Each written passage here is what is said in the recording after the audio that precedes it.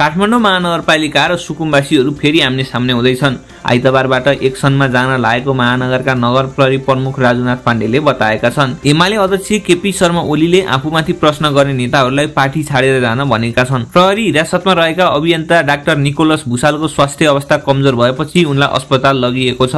Gen Z आन्दोलनपछि Kathmandu महानगरपालिकाका mayor Balen Shah पहिलो पटक सार्वजनिक कार्यक्रममा देखिएका छन्। नेकपा एमालेका अध्यक्ष केपी शर्मा ओलीले अन्तरिम सरकारकी प्रधानमन्त्री सुशीला कार्कीले संविधान मिचेर प्रधानमन्त्री बन्न तयार भएको आरोप लगाएका छन्। सडक मर्मत सुधारको माग गर्दै महदेवपाहाडी राजमार्ग स्थित लिखु गाउँपालिका 6 छहरेमा शुक्रबार स्थानीयवासीले सडक अवरुद्ध गरेका छन्। राष्ट्रिय स्वतन्त्र पार्टी रासोपाले पार्टी कब्जा गर्ने नियतले सहकार्यको हात बढाउनेहरूको प्रतिवाद गर्ने बताएको छ।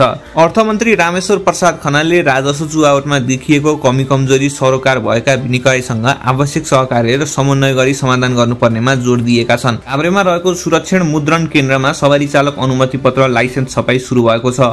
सञ्चार तथा सूचना प्रविधि मन्त्री जगदीश खरेलले शुक्रबार बटम थिचेर सवारी चालक अनुमति पत्र लाइसेन्स छपाई शुभारम्भ गरेका छन्। आजुरा जिल्लाको कारागारमा सुविधायुक्त नयाँ भवन निर्माण प्रक्रिया सुरु भएको छ। संघ र प्रदेश संसदका पदाधिकारीहरूले राष्ट्रपति रामचन्द्र पौडेलसँग भेटवार्ता गरेका छन्। राष्ट्रियता, लोकतन्त्र र जनताका हक अधिकार खतरामा परेको नेताहरूले बताएका छन्। शुक्रबार नेकपा महासचिव नेत्र विक्रम चन्द, विप्लव नेकपा एकीकृत समाजवादीका महासचिव घनश्याम भुसाल र प्रगतिशील राष्ट्रिय अभियानका संयोजक जनार्दन शर्माले संयुक्त विज्ञप्ति जारी गर्दै यस्तो बताएका हुन्। राष्ट्रिय स्वतन्त्र पार्टी रासोपामा हालसम्म 26 जना केन्द्रीय सदस्यहरूले मात्रै लेबी बुझाएका छन्। सौराहामा जारी केन्द्रीय समितिको विस्तारित बैठकमा कोषाध्यक्ष लिमा अधिकारीले हालसम्म 26 जना नेताहरूले मात्रै लेबी बुझाएको जानकारी गराएकी हुन्। नेपाल प्रहरीका महानिरीक्षक चन्द्र कुबेर खापुङले गत भदौ 23 र 24 गतेको घटनामा प्रहरीलाई गोली हान्ने आदेश कसैले नदिएको बताएका छन्। जेनजी आन्दोलनपछि सबैभन्दा बढी किचलो कुनै दलमा छ भने त्यो हो नेपाली कांग्रेस। दर्शक महानुभाव, मनकामना खबरमा तपाईहरुलाई स्वागत छ। आजको भिडियोमा मुख्य 25 समाचारहरू लिएर उपस्थित भइसकेका छौं। यदि हाम्रो च्यानलमा नयाँ हुनुहुन्छ भने च्यानललाई सब्स्क्राइब गरेर बेल आइकनलाई थिच्न नभुल्नु होला र दैनिक समाचार हेर्नुहुन्छ भने रेगुलर लेख्न पनि नभुल्नु होला र हाम्रो च्यानलको भिडियो के कस्तो लाग्छ त्यो पनि कमेन्टमा लेख्न नभुल्नु होला र आफ्नो गाउँ ठाउँ कहाँबाट हेर्दै हुनुहुन्छ त्यो पनि कमेन्टमा लेख्न नभुल्नु होला भन्दै आउनुहोस् सुरु गरौँ मुख्य समाचार समेटिएको आजको भिडियो। जेनजी आन्दोलनपछि काठमाडौँ महानगरपालिकाका मेयर बालेन शाह पहिलो पटक सार्वजनिक कार्यक्रममा देखिएका छन्। उनी शुक्रबार महानगरको वडा नम्बर 8 जय बागेश्वरी ब्रह्मा मन्दिर उद्घाटन क्रममा सहभागी भएका हुन्। 6औं शताब्दीको पुरानो मानिने उक्त मन्दिर सन् 1990 साल अगाडिदेखि भग्नावशेषको रूपमा रहेको थियो। मन्दिरलाई काठमाडौँ महानगरपालिकाले पुनर्निर्माण गरी नयाँ स्वरूपमा उद्घाटन गरेको हो। केही दिन अगाडि सो मन्दिरमा 40 वर्षदेखि गौशाला प्रहरी वृत्तमा राखिएको ऐतिहासिक ब्रह्माको मूर्ति पुनर्स्थापना गरिएको हो। मन्दिर उद्घाटन समारोहमा मेयर शाहसँगै उपमेयर सुनिता डङ्गोल, डाक्टर स्वामी केशवानन्द गिरी लगायतको पनि उपस्थिति रहेको थियो। काठमाडौँ महानगरपालिका र सुकुम्बासीहरू फेरि आम्ने सामने हुँदैछन्।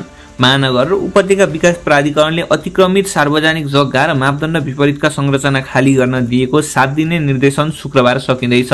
आइतबारबाट एक्सनमा जान लागेको महानगरका नगर प्रहरी प्रमुख राजुनाथ पाण्डेले बताएका छन्। अतिक्रमित जग्गा खाली गर्न र मापदण्ड विपरीतका संरचना हटाउन आइतबारबाट एक्सनमा जाँदैछौं। उनले सामाजिक सञ्जालमा भने सुरुवात धोबी खोलाबाट हुनेछ, त्यसपछि अरू ठाउँ खाली गर्छौं। उपत्यका विकास प्राधिकरणले काठमाडौँ जिल्ला आयुक्त कार्यालयमा पनि यसका लागि कार्ययोजना तयार पारिरहेको जानकारी दिए। सुकुम्बासी अभियानीहरूले भने काठमाडौँ महानगर लगायतका सरकारवाला निकायहरूले दीर्घकालीन समस्या समाधान भन्दा नदी क्षेत्र खाली गराउन मात्र ध्यान दिँदा द्वन्द बढेको बताउँछन्। यसपालिको सूचना पनि द्वन्द बढाउने तर्फ नै लक्षित रहेको उनीहरूको भनाइ छ। काठमाडौँ महानगरले ऐन कानून पालना गरेर भूमि आयोगलाई काम गर्न दिएको भए उहिले नै समस्या समाधान भइसक्थ्यो। सुकुम्बासी अभियानी नारायण परिश्रमीले भने उहाँहरू ऐन कानून ल्याएर जबरजस्ती हटाउन खोज्दै हुनुहुन्छ, यो हामीलाई स्वीकार्य छैन।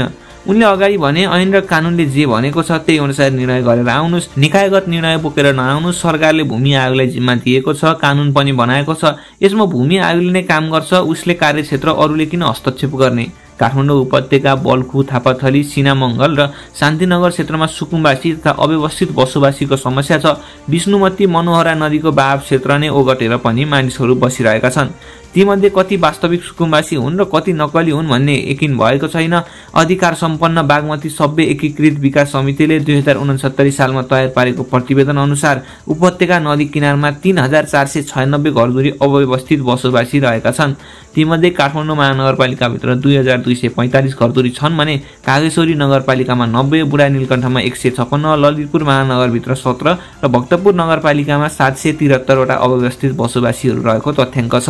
3 वर्षको अन्तरालमा केही घर थपिएका हुन सक्छन्। यस आधारमा काठमाडौँ उपत्यकामा झन्डै 4000 अव्यवस्थित बसोबासी रहेको अनुमान। तीमध्ये सबै वास्तविक सुकुम्बासी हुन् कि होइनन् यकिन छैन। यसबारे हामीले भूमि समस्या समाधान आयोगको अध्यक्ष हरिप्रसाद रिजाललाई सोध्यौं। उनले पनि काठमाडौँ महानगरपालिकाभित्र कति सुकुम्बासी छन् र तीमध्ये कतिलाई जग्गा दिनुपर्ने हो यकिन नभएको बताए। काठमाडौँ महानगरले सुकुम्बासीलाई फारम भराएर वास्तविक लागत निकाल्नुको साटो हटाउनेतर्फ मात्रै जोड दिँदा पटक पटक मुठभेडको स्थिति आएको उनको भनाइ छ। एमाले अध्यक्ष केपी शर्मा ओलीले आफूमाथि प्रश्न गर्ने नेताहरूलाई पार्टी छाडेर जान भनेका छन्। शुक्रबार विद्वान वर्गहरूको अन्तर्संवाद कार्यक्रममा ओलीले जेनजी आन्दोलनपछि आफ्नो कार्यशैलीमाथि प्रश्न उठाउँदै पार्टी रूपान्तरणको माग गर्नेहरूलाई धेरै र्याइराइ नगर्न चेतावनी दिएका छन्। ओलीले आफू छाती फराकिलो पार्दा त्यसलाई गलत रूपमा लिएको उल्लेख गरे। ओली प्रधानमन्त्री रहेकै बेला भदौ 23 र 24 को जेनजी आन्दोलनमा 76 जनाको मृत्यु र राज्यका मुख्य निकाय ध्वस्त पारिएको थियो। जेनजी आन्दोलनले परिवर्तन खोजेको भन्दै नेताहरू ईश्वर पोखरेल, योगेश भट्टराई, अष्टलक्ष्मी साक्य, युवराज गेवाली, सुरेन्द्र पाण्डे, गोकर्ण विष्टहरूले ओलीको कार्यशैलीमाथि प्रश्न उठाउँदै आएका छन्। उनीहरूले अब ओलीले पार्टीको नेतृत्व गर्न नहुने र उनलाई पदमा राखेर चुनावमा जाँदा क्षति बेहोर्नुपर्ने बताइरहेका छन्।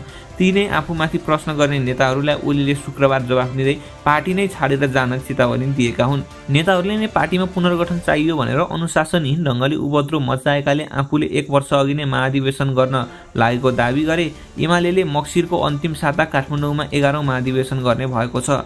पछिल्लो समय एमाले नेताहरू अध्यक्ष ओलीको कार्यशैलीबारे सार्वजनिक रूपमै खुलेर बोलिरहेका छन्। त्यसप्रति लक्षित गर्दै ओलीले भने काम नगर्नेहरू गए हुन्छ, काम गर्ने बसे हुन्छ। को काम गर्यो छ छैन कार्यकर्ताले देखेको छ, को अड्या छ छैन, त्यो को लड्या छ छैन, को काम गर्या छ छैन कार्यकर्ताले देखेको छ। कार्यकर्ताले फैसला गर्छ। यो र्याइराइ दिनरातको मिडियामा गएर कहीँ गर्या छ, उता गएर र्याइराइ गर्या छ, उता युट्युबमा गएर र्याइराइ गर्या छ, टेलिभिजनमा गएर र्याइराइ गर्या छ, एउटा पत्रकार भन्या छ र्याइराइ गर्या छ। यो साँझतिर झ्याउकिरीले झ्याउझ्याउ गर्छ। त्योभन्दा बढी र्याइराइ गर्ने बेला यति बेला गर्नुपर्ने पुनर्स्थापनाका लागि प्रतिवादका विरुद्ध लड्नुपर्ने। केपी ओलीले राजीनामा दिए, केपी ओलीले राजीनामा दिए, केपी ओलीले राजीनामा दिए, यो आज मात्रै भने हो र उनले प्रश्न गरे। अध्यक्ष ओलीले आफूलाई पार्टीबाटै निष्कासन गर्नेहरूलाई स्थान दिए पनि अहिले आफ्नै टाउकोमा हिर्काउन थालेको टिप्पणी गरे। 77 सालमा मलाई पार्टीबाट निष्कासन गर्ने साथीहरू निष्कासन नै गर्या हो नि त। ती साथीहरू ल्याएर मैले उपाध्यक्ष राखेर पार्टी अगाडि बढाएको। उपाध्यक्ष बनाएपछि के भयो भन्दा फेरि उनीहरूले कराते सराते सिक्ने भनेको अन्त होइन मेरो टाउकोमा हानेर। ओलीले अगाडि भने कराते सिक्ने केपी ओलीको टाउकोमा हानेर अभ्यास नै त्यही भयो त। जसले निकाल्यो उसलाई ल्याएर उपाध्यक्ष सचिव बनाए, मैले बनाएको, नत्र भने कहाँबाट आउँथे उनले प्रश्न पनि गरेका छन्। प्रहरी हिरासतमा रहेका अभियन्ता डाक्टर निकोलस भुसालको स्वास्थ्य अवस्था कमजोर भएपछि उनलाई अस्पताल लगिएको छ। स्वास्थ्यमा समस्या आएपछि उनलाई प्रहरीले परीक्षणका लागि वीर अस्पताल लगेको हो।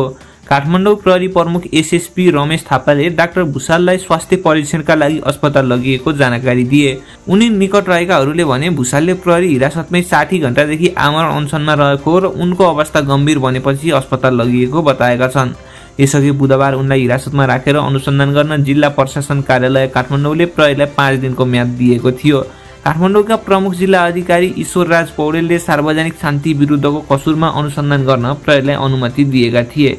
हिंसा भड्काउने अभिव्यक्ति दिएपछि प्रहरीले उनलाई पक्राउ गरेर बुधबार जिल्ला प्रशासन कार्यालयमा उपस्थित गराएको थियो।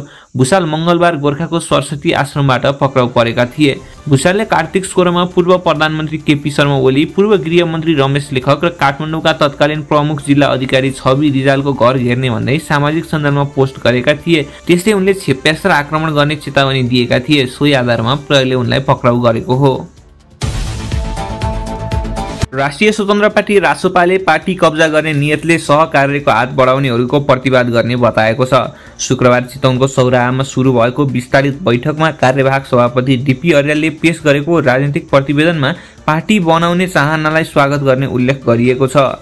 पार्टी स्थापना गर्दा अहिलेको नाम आएका सबैसँग सँगै जाउँ भनेर कुरा गर्दा साक्षी मै हुँ, अरूले प्रतिवेदनमा भनेका छन्। तर त्यसबेला उहाँहरूले पत्याउनु भएन। अहिले पनि हामी उहाँहरूलाई हार्दिकतापूर्वक स्वागत गर्न चाहन्छौँ, तर यो पार्टीको इतिहास र पहिचान उहाँहरूले पनि बुझ्नुपर्छ। पार्टी बनाउने चाहनालाई स्वागत छ, तर कब्जा गर्ने नियतको चाहिँ खुल्ला प्रतिवाद गर्छौँ नै। प्रतिवेदनमा उल्लेख्य यो भनाइमा विशेष गरी कुलमान घिसिङप्रति लक्षित देखिन्छ। नयाँ दल घोषणाको तयारीमा रहेका उनले रासोपाका कार्यकारी सभापतिको माग गरेका थिए, तर उक्त शर्तले रासोपासँगको उनको सहकार्य सम्भावना लगभग सकिएको छ। त्यस्तै प्रतिवेदनमा पुराना 3 दलको वर्चस्व तोड्न वैकल्पिक राजनीति शक्तिहरू बीचको सहकार्य आवश्यक हुने भन्दै राष्ट्रपाले त्यसको नेतृत्व लिने उल्लेख गरिएको छ। आगामी सहकार्य बारे पनि प्रतिवेदन उल्लेख गरिएको छ। प्रतिवेदनमा भनिएको छ, राष्ट्रपाले समान विचार र कार्यशैली भएकाहरूसँग हातेमालो गर्नुपर्छ र उनीहरूसँग सहकार्यको आधार विश्वासको वातावरण पनि बनाउनुपर्छ। व्यक्तिगत अहम र सानातिना मतभेदलाई छाडेर बृहत राष्ट्रिय हित र परिवर्तनको एजेन्डामा आधारित भएर एकता, मोर्चाबन्दी वा सहकार्यका लागि खुल्ला हुनुपर्छ। सम्भव हुनेसँग एकता गर्ने, नहुनेसँग मोर्चाबन्दी र त्यो पनि नहुनेसँग सीमित मुद्दामा तत्कालीन सहकार्य गर्ने नीति अवलम्बन गर्नुपर्छ।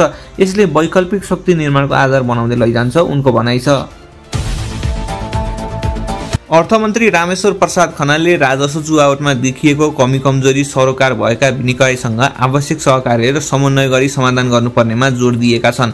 वीरगञ्जमा भन्सार कार्यालयमा भएको राजस्व चुहावट नियन्त्रण समन्वय समितिको बैठकमा अर्थमन्त्री खनालले चोरी तस्करी नियन्त्रणका लागि सरोकार भएका निकायबीच समन्वय गरेर काम गर्न सबैलाई अनुरोध गरे। उनले झोले पोके तस्करीलाई बाटोमा समात्ने भन्दा पनि जहाँ पुर्याइन्छ सोही ठाउँबाट नियन्त्रणमा लिन सरोकार भएका निकायहरूलाई निर्देशन दिए। दैनिक गुजारा चलाउनका लागि सरसामान ल्याउने र तस्करी गर्ने बीच छुट्याएर आवश्यक कारबाही प्रक्रिया अगाडि बढाउनका लागि अनुरोध गर्दछु, मन्त्री खनालले भने। राज्यका सबै निकायले एक आपसमा समन्वय र सहकार्य गरेर राजस्व चुहावट नियन्त्रणमा प्रभावकारी कदम चाल्नुपर्ने उनले धारणा व्यक्त गरे। सबै निकाय एउटै हो, परस्पर प्रतिस्पर्धी होइनौँ। राजस्वको जिम्मेवारी अर्थ मन्त्रालयको मात्रै नभएर राज्यका सबै निकायको हो, त्यसैले हातेमालो गरेर काम गर्न जरुरी छ, मन्त्री खनालले भने। राजस्व चुहावटमा देखिएको कमजोरी संयुक्त रूपमा मिलेर समाधानका लागि गर्न निर्देशन गर्दछु। अर्थमन्त्री खनालले स्थानीय प्रशासन, भन्सार कार्यालय, 3वटै सुरक्षा संयन्त्र सहित सरोकार भएका सबै निकायबीच एक आपसमा समन्वय, सहकार्य गरी अवैध चोरी पैठारी र निकासी रोक्न प्रभावकारी काम गर्नुपर्नेमा जोड दिए। 3वटै सुरक्षा निकायले पनि सूचना समन्वय सहकार्य गर्न जरुरी छ। उनले भने सुरक्षा निकायबाट बरामदी लक्ष्य बढाउने विषय पनि त्यति राम्रो होइन, स्रोततर्फ ध्यान दिन आग्रह गर्दछु।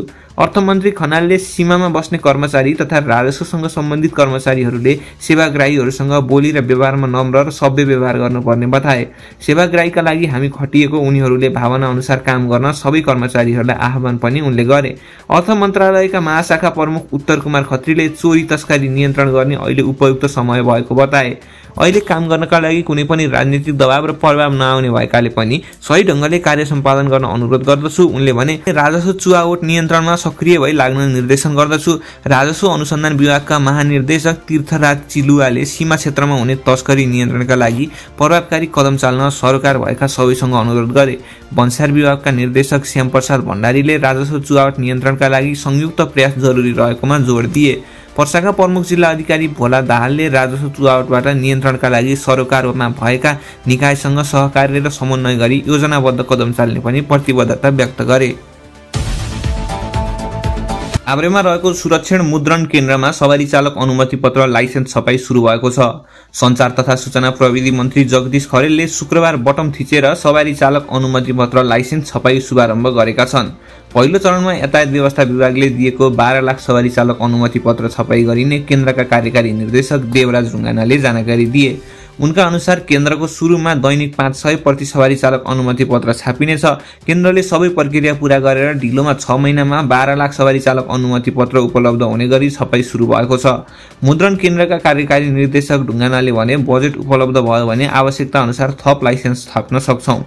कार्यकारी निर्देशक ढुङ्गानाका अनुसार आजकै मितिदेखि नागरिकता अन्तशुल्क स्टिकर, हुल्ला टिकट, लाल पूर्जा र विसाई स्टिकर छपाई गर्न सकिनेछ। सुरक्षण मुद्रण केन्द्रमा हालसम्म झण्डै 3 अर्ब रुपियाँ लगानी भइसकेको छ। गत 9 जेठमा भौतिक पूर्वाधार तथा यातायात मन्त्रालय अन्तर्गतका यातायात व्यवस्था विभाग र सञ्चार तथा सूचना प्रविधि मन्त्रालय अन्तर्गतको सुरक्षण मुद्रण केन्द्रबीच छाप्न बाँकी सवारी चालक अनुमति पत्र छाप्ने सम्बन्धमा समझदारी पत्रमा हस्ताक्षर भएको थियो। जेठमा एमओयू भए पनि दुवै संस्थाको प्राविधिक मूल्याङ्कनपछि एक साता अगाडि मात्र कार्यान्वयन पत्रमा हस्ताक्षर भएको थियो। 6 महिना अगाडिदेखि तयारीमा नै थियौं। एक साता अगाडि कार्यान्वयनमा जाने निर्णय भयो। शुक्रबारबाट सवारी चालक अनुमति पत्र छाप्ने काम सुरु हुन्छ, केन्द्रका कार्यकारी निर्देशक ढुङ्गानाले भने। पहिलो चरणमा 12 लाख सवारी चालक अनुमति पत्र छपाईका लागि यातायात व्यवस्था विभागले केन्द्रलाई करिब 27 करोड उपलब्ध गराउनेछ। मुद्रण केन्द्रमा छपाई गर्दा यातायात व्यवस्था विभागले पहिले छापेको भन्दा 100 रुपैयाँ सस्तो पर्नेछ। विभागले केन्द्रलाई छाप्नुपर्ने सवारी चालक अनुमति पत्रको नमुना उपलब्ध गराएपछि काम भइरहेको छ। नेकपा एमालेका अध्यक्ष केपी शर्मा ओलीले अन्तरिम सरकारकी प्रधानमन्त्री सुशीला कार्कीले संविधान मिचेर प्रधानमन्त्री बन्न तयार भएको आरोप लगाएका छन्। एमाले शिक्षा तथा मानव स्रोत विभागले आयोजना गरेको अन्तरसंवाद कार्यक्रममा सम्बोधन गर्ने क्रममा उनले हाउको भरमा अहिलेको सरकार बनेको आरोप लगाए। ओलीले 2-3 हजार केटाकेटीले डिस्कार्डमा जम्मा गरेर भएको सरकार बनाएको भन्दै त्यसप्रति आपत्ति पनि जनाए।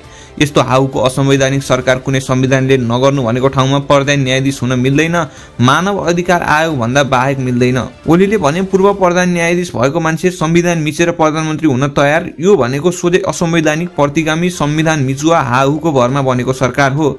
आगो लगाएको, लुटेको, अराजकता र आतंक मच्चाएको भरमा डिस्कार्डबाट सरकारमा पुगेको भन्दै आफ्नो पार्टीले उक्त सरकारलाई नमानेको उनले जिकिर गरे। अहिलेका प्रतिगमनकारीहरू कमजोर, कुनै ग्राउन्ड नभएका, न परम्पराको टेको न जनसमर्थनको आधार केही पनि नभएको मैले हाहु भन्दछु नि। वास्तवमा हाहुमा आगो लगाएको भरमा, लुटेको भरमा, अराजकता आतंक मच्चाएको भरमा शासन डिस्कार्डबाट पुगे अरे। उनले दुनियाँमा कतै नभएको अभ्यास नेपालमा भएको भन्दै डिस्कार्डमा भोटिङ कसले गरेको, मतपत्र कस्तो थियो भन्दै प्रश्न गरे।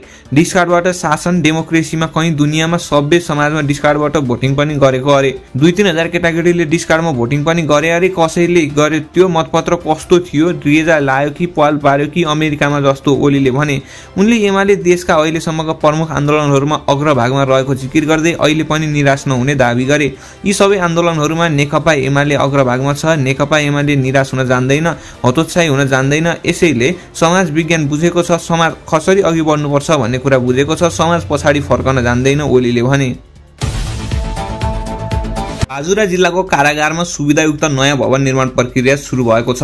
बाजुरामा 75 जना कैदी अट्ने क्षमता भएको सुविधायुक्त कारागार निर्माण हुन लागेको हो। सबै कैदीबन्दीलाई अन्यत्र स्थानान्तरण गरी पुरानो भवन भत्काएर नयाँ भवन निर्माण कार्य सुरु गरिएको छ।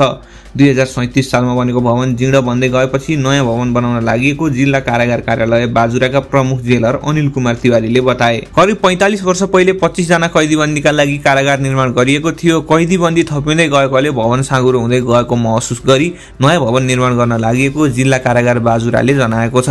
कारागारका प्रमुख जेलर तिवारीले यहाँका कैदीबन्दीलाई विभिन्न समस्या भइरहेको भन्दै आफू जिल्लामा आए लगत्तै भवन निर्माणका लागि पहल थालेको बताए। लामो पहलपछि महिला र पुरुष गरी 75 जना कैदीबन्दी अट्ने क्षमता भएको कारागारको नयाँ भवन निर्माण कार्य सुरु गरिएको तिवारीको भनाइ छ।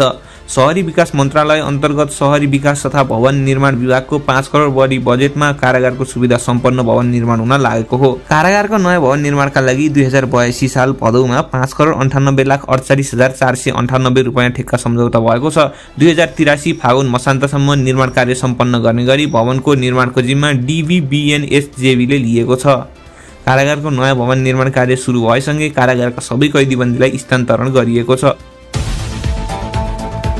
संघ र प्रदेश संसदका पदाधिकारीहरूले राष्ट्रपति रामचन्द्र पौडेलसँग भेटवार्ता गरेका छन्।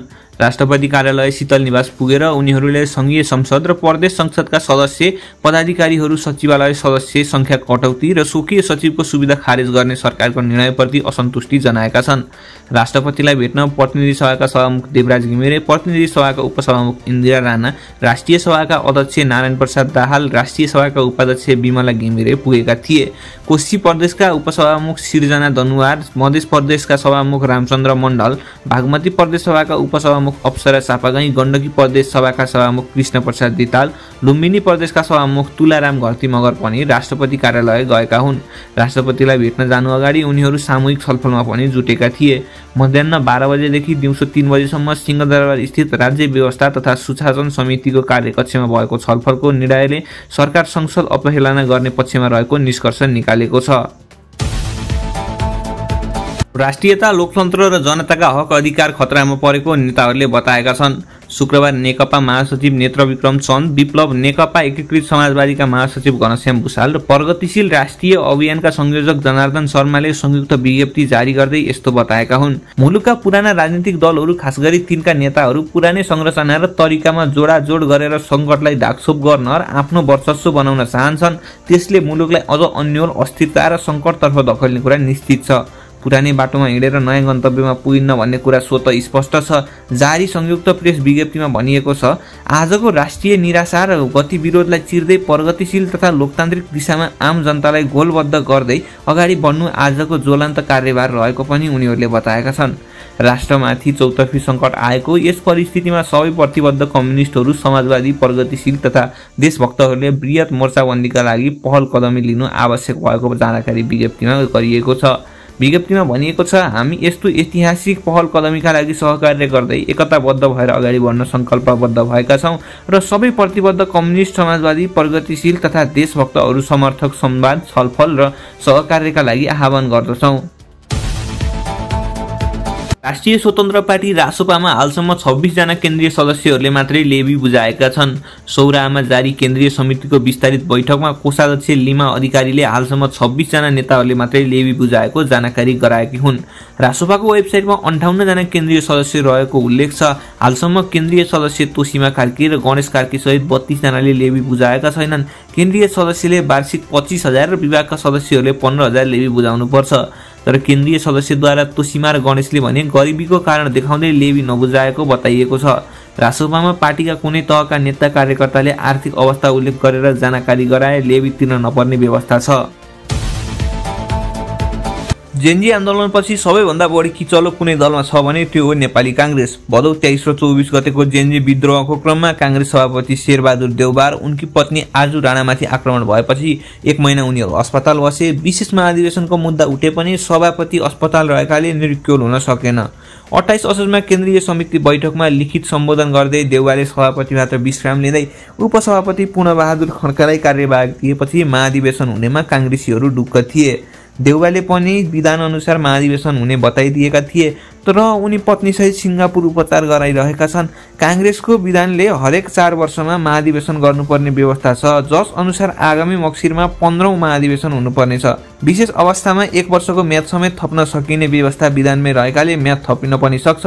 काङ्ग्रेस महाधिवेशन मक्सिर पुसकी चुनावपछि अहिले खुबै बहस भइरहेको छ। महामन्त्री गगन थापाले पुस 16 देखि 19 सम्म नियमित महाधिवेशन कार्यतालिका पेश गरेका छन् भने संस्थापन पक्षका सहमहामन्त्री महेन्द्र यादवले वैशाख 27 देखि 30 का लागि काउन्टर प्रस्ताव गरेका छन्। आगामी 21 फागुनमा तय भएको मध्यवर्ती चुनावका लागि टिकट कसले बाँड्ने रस्साकसीमा देउबा चुनाव आफै टिकट बाँड्न चाहन्छन्। त्यही भएर उनीहरू चुनावपछि मात्र पार्टीको 15औं महाधिवेशन गर्ने पक्षमा छन्, किनकि चुनाव अघि महाधिवेशन गरेमा उनको हातमा पावर हुने छैन। त्यसपछि पार्टी मात्र होइन, संघीयता समिति पनि देउबाको पकडमा हुँदैन। नेपाल प्रहरीका महानिरीक्षक चन्द्र कुबेर खापुङले गत भदौ 23 र 24 गतेको घटनामा प्रहरीलाई गोली हान्ने आदेश कसैले नदिएको बताएका छन्। इमेज च्यानलको कार्यक्रम हट सिटलाई बिहिबार अन्तर्वार्ता दिने क्रममा खापुङले त्यो सबै तत्कालीन परिस्थितिको उपज भएको जवाफ दिएका छन्। गत भदौ 23 गते जेन्जीका नाममा भएको प्रदर्शनका क्रममा गोली चल्दा काठमाडौँमा 17 र सुनसरीको इटहरीमा 2 जना सहित 19 जनाको ज्यान गएको थियो। उता भदौ 24 गते मचाइएको विध्वंसको क्रममा लुटपाट र आगजनी हुँदा थप 57 जनाले ज्यान गुमाएका थिए। त्यस क्रममा आन्दोलनकारी 23 जना, 10 जना कैदी र 3 जना प्रहरी पनि मारिए। अन्य 41 जना कसरी मारिए भन्ने अहिलेसम्म खुलेको छैन। भाटबटेनी सुपरमार्केटमा जलेर मात्रै 12 जनाको मृत्यु भएको थियो। 2 दिने यो विध्वंसको दोष तत्कालीन प्रधानमन्त्री केपी शर्मा ओली र गृहमन्त्री रमेश लेखकमाथि थोपरिरहेका बेला खापुङले परिस्थिति भड्किएपछि गोली चलेको खुलाएका छन्। उक्त प्रकरणमा खापुङ सहित प्रहरी नेतृत्वको आलोचना भइरहेको छ। यो अवस्थामा खापुङले प्रहरी कानुनी दायित्व अनुसार संसद भवन जस्ता संवेदनशील संरचना जोगाउन बल प्रयोग गरेको बताएका छन्। मानिसको मृत्यु आफैमा दुःखद हो, त्यो घटनाले हामीलाई गहिरो पीडा दिएको छ। म व्यक्तिगत रूपमा क्षमा प्रार्थी छु, उनले अन्तर्वार्ताका क्रममा भनेका छन्। उनलाई उक्त अन्तर्वार्ताको क्रममा गोली चलाउने गर्ने आदेश कसले दियो भन्ने प्रश्न पनि गरिएको थियो। त्यस्तो आदेश कसैले दिएको होइन, परिस्थिति त्यस्तो बनाइयो कि प्रहरीले अन्ततः बल प्रयोग गर्ने पर्यो उनले भने। हामी न्यूनतम बल प्रयोग गर्ने तयारीमा थियौं, तर स्थिति नै नियन्त्रणभन्दा बाहिर भएपछि गोली चलाउनु पर्यो। आइजिपी खापुङले भदौ 23 गते संसद भवनमा घुसपैठिया प्रवेश गरी आगजनी र तोडफोड गरेपछि प्रहरीले कानुनी अधिकार प्रयोग गरेको बताए। मानिसलाई लक्षित गरेर गोली हान्ने आदेश कसैले दिँदैन, त्यो तत्कालीन अवस्थाबाट सिर्जित निर्णय थियो उनले अगाडि भनेका छन्। तत्कालीन प्रधानमन्त्री ओली र गृहमन्त्री लेखकले आदेश दिएको भन्ने आरोपमा उनले खण्डन गरे। प्रधानमन्त्री वा गृहमन्त्रीले त्यसरी आदेश दिने कुरा हुँदैन। उनले भने सबैले आफ्नो जिम्मेवारी ऐन र कानुन अनुसार पूरा गर्छन्। भदौ 23 र 24 गते भएको त्यही हो। खापुङले अन्तर्वार्ताको क्रममा ती घटनाको जिम्मेवारी लिन तयार रहेको बताए। प्रहरीले आफ्नो स्वार्थमा नभए कानुनी दायित्व पूरा गर्न काम गरेको पनि उनले जवाब दिए। राज्यका महत्त्वपूर्ण संरचना जोगाउन अन्तिममा बल प्रयोग गरिएको हो उनले भने। प्रहरी अझै संयमित नभएको भए हाताहाती धेरै ठूलो हुन सक्थ्यो। प्रहरीले भदौ 23 र 24 गतेको घटनाबारे अनुसन्धान गर्न विशेष टिम बनाएको पनि जानकारी उनले दिए। पूर्व न्यायाधीश गौरी बहादुर कार्की नेतृत्वको उच्च स्तरीय छानबिन आयोगले पनि काम गरिरहेको उनले खुलाए। उनले घुसपैठिया बारे थप पनि खुलाउँदै व्याख्या गरेका छन्। जेनजीको कार्यक्रममा आगजनी र हिंसात्मक गतिविधिको कुनै योजना थिएन उनले भने, तर घुसपैठियाले स्थिति उत्तेजित बनाएर परिस्थिति भड्काए। त्यसपछि जेनजी नेताहरूले आफ्ना समर्थकलाई घर फर्किन आग्रह गरेका थिए। खापुङले सुरक्षा निकायबीच जेनजी आन्दोलनको क्रममा राम्रो समन्वय भएको बताए। सेना र प्रहरीबीच तालमेल नभएको कुरा उनले अस्वीकार गरे। राज्यका सूचना संयन्त्र असफल भएको कुरा अस्वीकार गरेका उनले पर्याप्त ध्यान नदिएको भने स्वीकार गरेका छन्।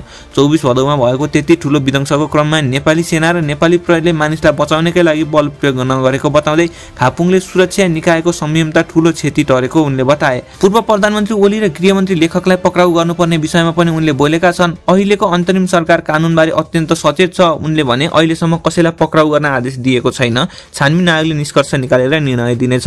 आगामी फागुन 21 गते निर्वाचनका लागि नेपाल प्रहरी पूरा तयारी अवस्थामा रहेको छ उनले खुलाए। प्रहरीको मनोबल उच्च राख्न नीतिगत स्पष्टता र निर्णय चाहिएको छ उनले भने। कानुनले दिएको र परिभाषित गरेको जिम्मेवारी पूरा गर्दा प्रहरीमाथि अनावश्यक छानबिन हुनु उचित होइन।